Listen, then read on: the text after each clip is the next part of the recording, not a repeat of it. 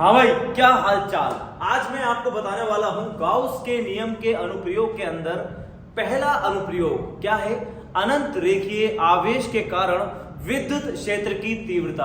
और इतना आसान है ना, आप यूं बोलोगे सर ये है, मैं बोलूंगा हाँ ये है। बहुत आसान डेरिवेशन है। बिना देर किए शुरू करते हैं आज के इस लेक्चर को। आपका स्वागत करते हैं कक्षा 12वीं सीरीज के अंदर। तो चलिए बिना देर किए शुरू करते हैं। आओ सुनो, अनंत रेखीय आवेश के कारण विद्युत क्षेत्र निकालना है कि सर निकालेंगे कैसे। पहले तो मुझे यह बता दे, क्या तुझे गाउस का नियम आता है? क्या नहीं आता? मैं सिखाऊंगा, देख कैसे। गाउस का नियम क्या कहता है? अबे देख, गाउस का नियम क्या कहता है कि सर फ्लक्स बराबर बंद समाकलन E डॉट ds बराबर सिग्मा क्यू बटे में एप्सिलॉन नॉट। क्या है बेटा ये?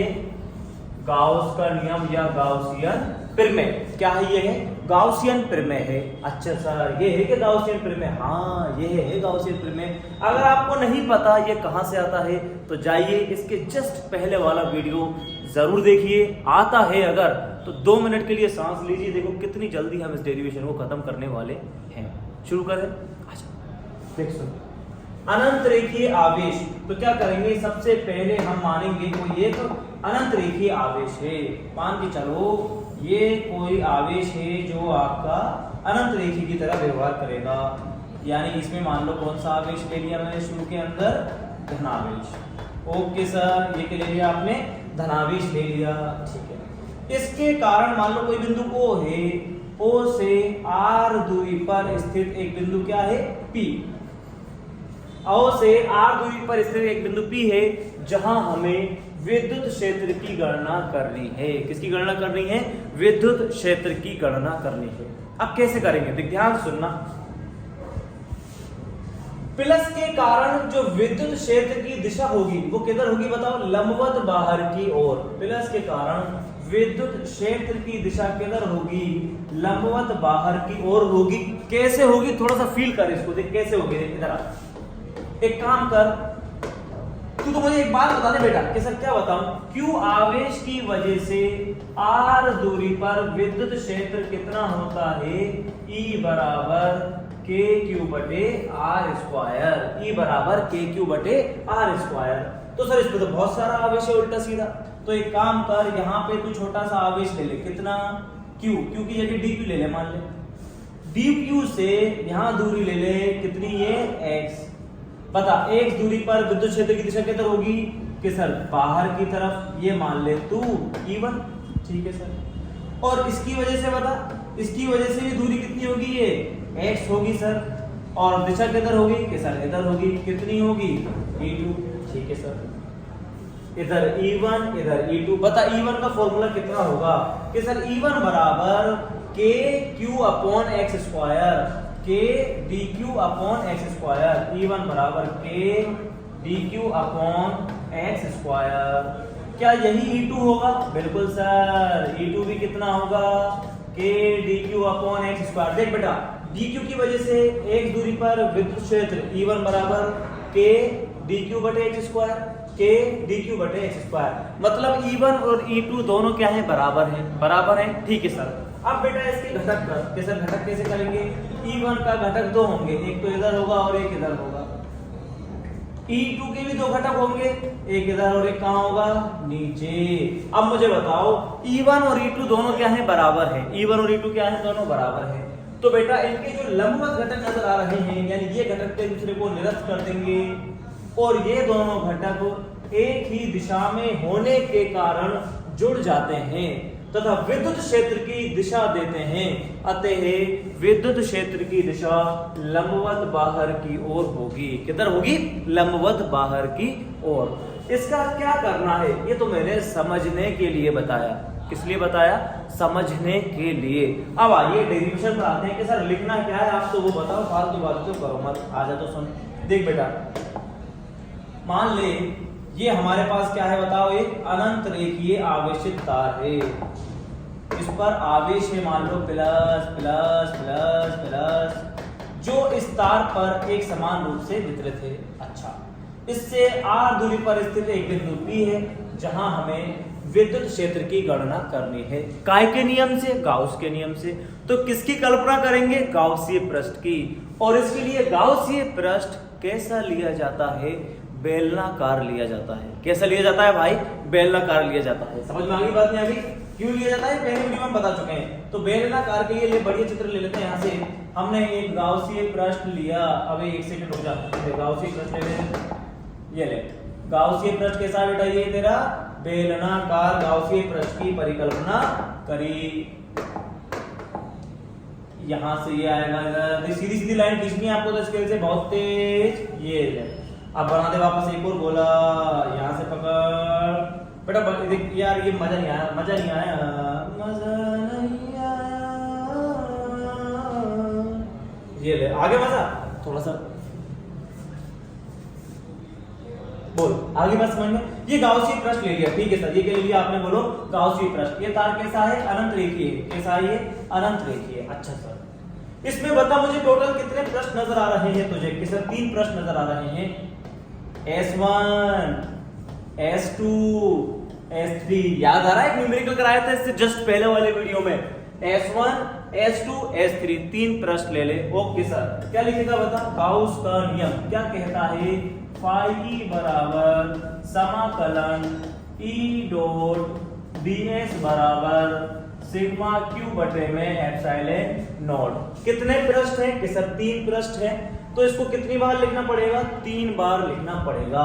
इसको बेटा डॉट को जब आप खोलते हो ना तो क्या आता है? E ds cos थीटा बराबर सिग्मा क्यू बटे में एप्सिलॉन नॉट।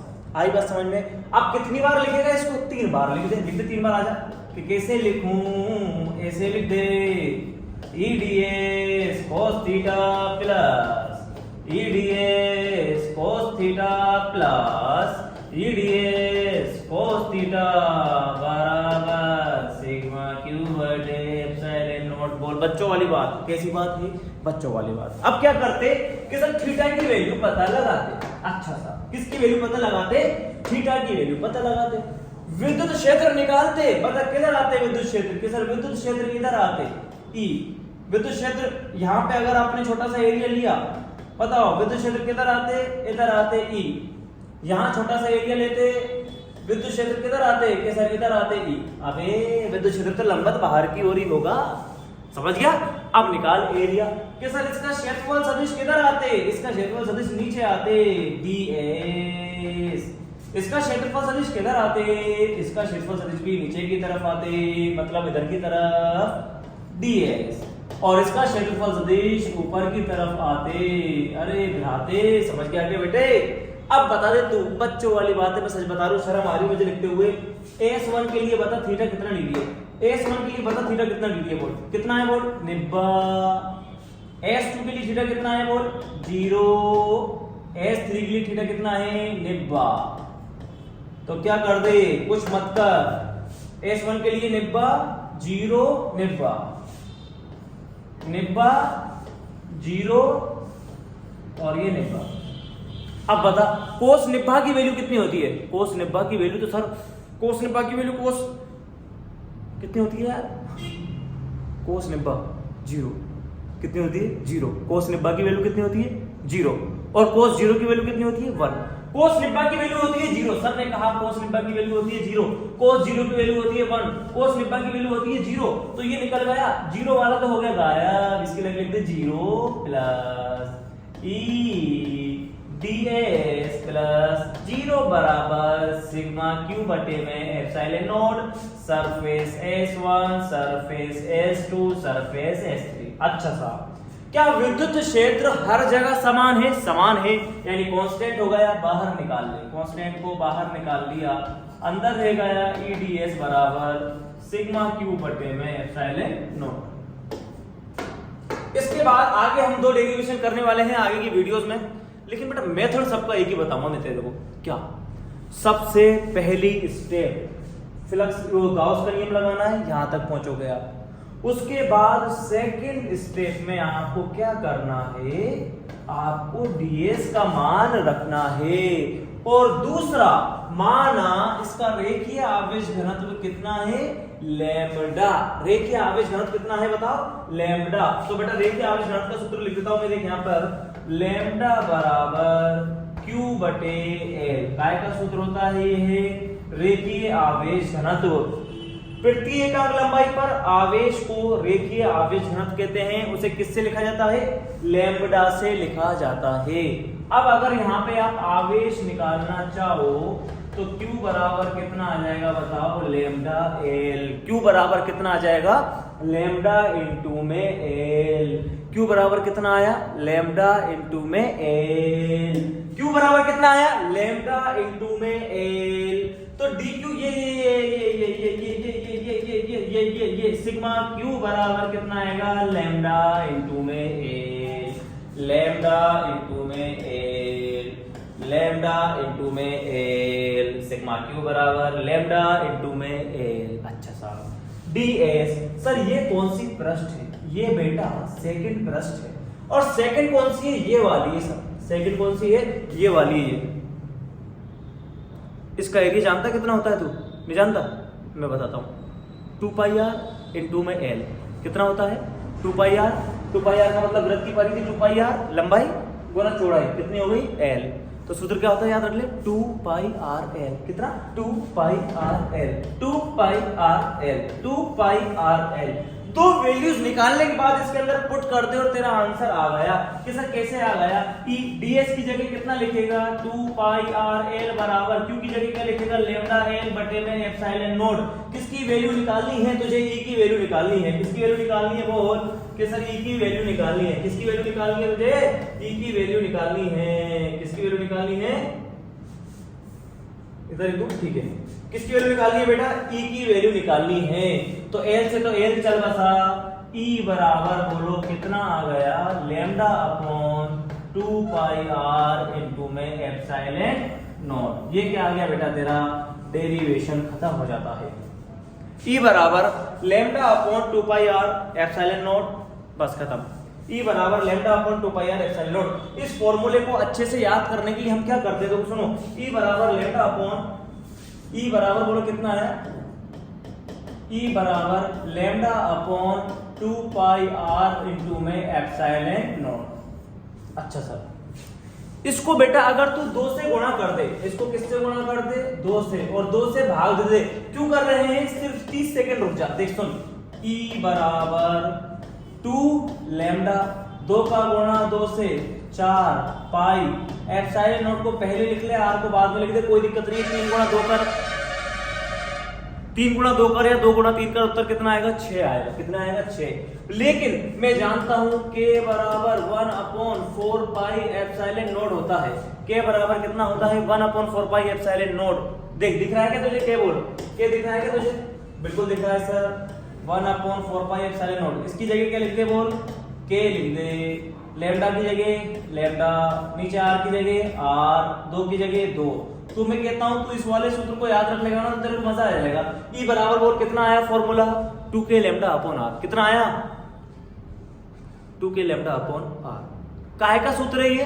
अनंत रेखीय आवेश के कारण विद्युत क्षेत्र की तीव्रता। ये फॉर्मूला है बेटा अदिश रूप में। काय में है ये? अदिश रूप में। अब सुनो, अगर मैं इसका सदिश रूप लिखूं तो कैसे लिखूंगा? वेक्टर E बराबर 2k lambda upon r into में r के सर ये क्या कर दिया? अबे तू है ना, एक तो नाटक मत करेगा। बता बता, विद्युत क्षेत्र किधर आ रहा है? r की तरफ आ रहा है। विद्युत क्षेत्र किधर आ रहा है? r की तरफ आ रहा है। तो कौन सा केप लगाएगा? r केप ही तो लगाएगा। अगर r की तरफ है तो क्या लगा दिया हमने? r cap. अगर माइनस होता तो क्या लिखते? माइनस r केप, लेकिन उसकी जरूरत है नहीं। अब आओ बेटा वापस एक बार पीछे की तरफ, बड़े ध्यान सुनिएगा मैं क्या कह रहा हूं आपसे। अब देखो बेटा अपने को लिखना क्या है। हमने बताया क्वेश्चन कैसे आएगा एग्जाम में कि गाउस के नियम की सहायता से अनंत रेखीय आवेश के कारण विद्युत क्षेत्र की गणना कीजिए तथा E और R के मध्य ग्राफ बनाइए। कुछ इस तरीके से सवाल आपके साथ, कुछ इस तरीके से सवाल आपके सामने आएगा। अब काम की बात, माना क्या लिखोगे आप बताओ? आपको लिखना पड़ेगा माना एक अनंत रेखीय, लिख लिख लिख लिख लिख कॉपी निकाल के इसको। माना एक अनंत रेखीय आवेशित तार जिस पर रेखीय आवेश घनत्व लैम्ब्डा है। इसके कारण r दूरी पर स्थित एक बिंदु P है। r दूरी पर स्थित एक बिंदु P है जहां हमें विद्युत क्षेत्र की गणना करनी है। इसके लिए हम एक बेलनाकार गाउसीय पृष्ठ की परिकल्पना करते हैं। उसके बाद यहां लिख दे बेटा गाउस के नियम से आर पार, गेम खत्म। भैया स्क्रीन पॉज करते जाओ, लिखते जाओ, यही फायदा है ऑनलाइन क्लास में। अब सुन बेटा ग्राफ कैसे बनेगा इसका बता। E समानुपाती आ रहा है 1/r। बहुत से बच्चे चौंक गए, समानुपाती कैसे? अबे E समानुपाती 1/r, ये अब मैं बोलूं E विद क्रमानुपाती r, E विद क्रमानुपाती r। r का मान बढ़ाते जाओ, E का मान कम होता जाएगा। मतलब ग्राफ कैसा आएगा इसका? ऐसे r का मान बढ़ाता जा, E का मान क्या होता जाएगा? कम होता जाएगा। समझ में आ गई बात, नहीं आ गई? तो ये था गाउस के नियम का पहला अनुप्रयोग। इसके बाद मिलते हैं सेकंड वीडियो में। भैया कक्षा 12वीं सीरीज चल रही है बहुत तेज तरीके से हिंदी माध्यम के बच्चों के लिए, और इंग्लिश मीडियम के बच्चों के लिए चाहिए तरंग सीरीज कक्षा 12वीं के लिए। उसके बाद मिलते हैं नेक्स्ट वीडियो में, तब तक के लिए आपका बहुत बहुत धन्यवाद। चलो।